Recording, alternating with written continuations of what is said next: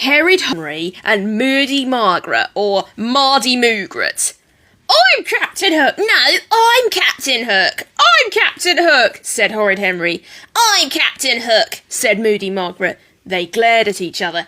"It's my hook," said Moody Margaret. Moody Margaret lived next door. She did not like Horrid Henry, and Horrid Henry didn't like her.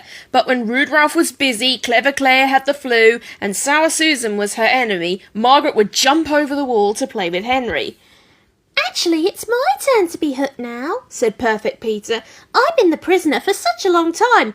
"Prisoner, be quiet," said Henry. "Prisoner, walk the plank," said Margaret. "But I've walked 14 times already," said Peter. "Please, can I be hooked now?" "No, by thunder," said Moody Margaret. "Now out of the way, worm!" And she swashbuckled across the deck, waving her hook and clutching her sword and dagger. Margaret had eye patches and skulls and crossbones and plumed hats and cutlasses and sabres and snickersnees. Henry had a stick. This was why Henry played with Margaret. But Henry had to do terrible things before playing with Margaret's swords. Sometimes he had to sit and wait while she read a book. Sometimes he had to play mums and dads with her. Worst of all, please don't tell anyone, sometimes he had to be the baby. Henry never knew what Margaret would do. When he put a spider on her arm, Margaret laughed. When he pulled her hair, Margaret pulled his harder. When Henry screamed, Margaret would scream louder. Or she would sing, or pretend not to hear. Sometimes Margaret was fun, but most of the time she was a moody old frog face. "I won't play if I can't be Hook," said Horrid Henry. Margaret thought for a moment.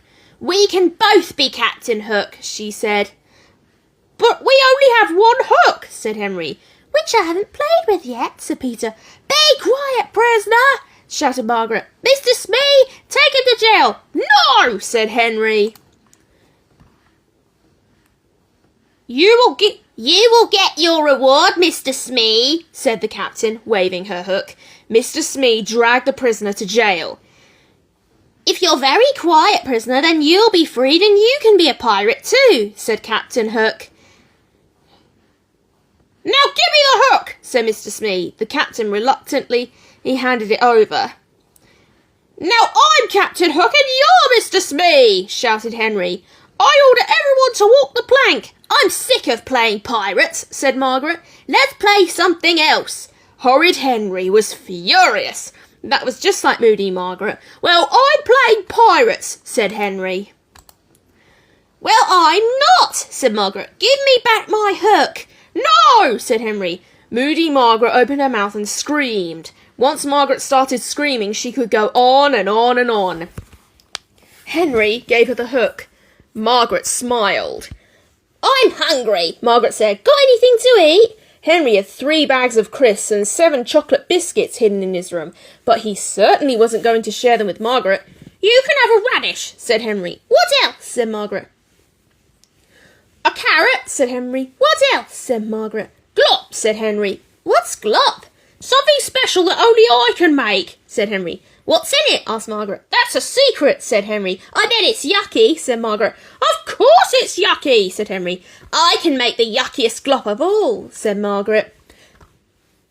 "That's because you don't know anything. No one can make yuckier glop than I can." "I dare you to eat glop," said Margaret. "I double dare you back," said Henry. "Dares go first." Margaret stood up very straight. "All right," said Margaret. "Glop starts with snails and worms," and she started poking under the bushes. "Got one," she shouted, holding up a fat snail. "Now for some worms," said Margaret. She got down on her hands and knees and started digging a hole. "You can't put anything from outside into glop," said Henry quickly. "Only stuff from the kitchen." Margaret looked at Henry. "I thought we were making glop," she said. "We are," said Henry. "My way, because it's my house." Horrid Henry and Moody Margaret went into the gleaming white kitchen. Henry got out 2 wooden mixing spoons and a giant red bowl. "I'll start," said Henry. He went to the cupboard and opened the doors wide. "Porridge!" said Henry, and he poured some into the bowl. Margaret opened the fridge and looked inside. She grabbed a small container. "Soggy semolina!" shouted Margaret. Into the bowl it went. "Coleslaw! Spinach! Coffee! Yogurt! Flour! Vinegar! Baked beans! Mustard! Peanut butter! Mouldy